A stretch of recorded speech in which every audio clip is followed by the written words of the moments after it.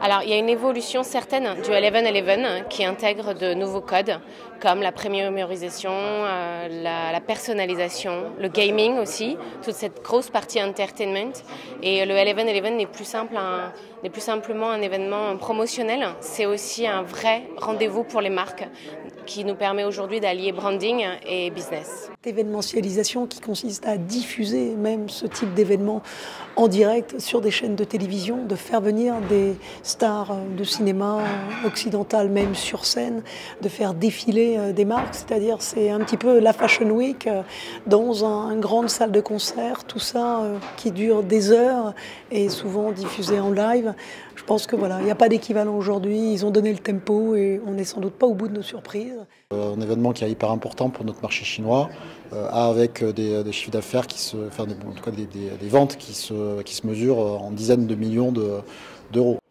Le M-commerce a une part qui est de plus en plus importante, notamment en Chine, puisqu'on a une majorité de nos ventes qui se font via le mobile. Après, le mobile est un point de contact hyper important dans le parcours de décision des consommateurs.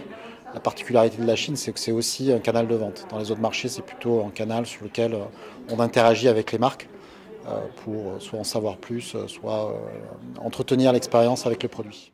90% c'est du M-commerce, donc moi je fais du M-commerce. Mais en effet, pour chacune de nos marques, on développe un site PC et un site mobile. Mais il n'empêche que le gros du business aujourd'hui, il se fait vraiment sur mobile et je pense que le trend, il est clair, ça va être de plus en plus mobile. C'est vrai que l'année 2017 a été très riche pour Alibaba. On a eu par rapport à Alibaba Cloud donc des partenariats sur la partie des Jeux Olympiques, le Comité Olympique International qu'on accompagne, mais également effectivement le lancement de la Luxury Pavilion, donc un écrin dédié aux marques de luxe sur nos plateformes Tmall.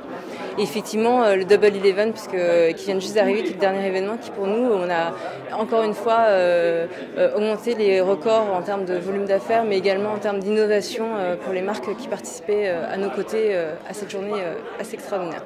Il y a deux périodes qui sont hyper importantes. C'est la période qui est autour de Mother's Day et puis la fin d'année. Ça, c'est au niveau groupe, après avec des variations en fonction des marchés. Et la tendance vers laquelle on s'oriente, c'est pour le coup d'avoir de moins en moins de temps fort, de pouvoir en mode always on, capter, engager et vendre des produits de plus en plus à nos clients. Pendant cette décennie, on a beaucoup parlé de grands acteurs qui aujourd'hui, plus que jamais, c'est vrai, continuent de s'imposer. Les Alibaba, les Baidu et les Tencent. Mais il y a quand même une nouvelle génération aussi qui s'émancipe aujourd'hui de ces acteurs. Il y a un paysage qui devient plus hétérogène, plus prolifique, plus complexe. Il faut l'étudier. Mais je pense que voilà, c'est autant d'opportunités qui peuvent se présenter à qui veut bien se donner la peine, le temps, les moyens, le cas échéant, de creuser.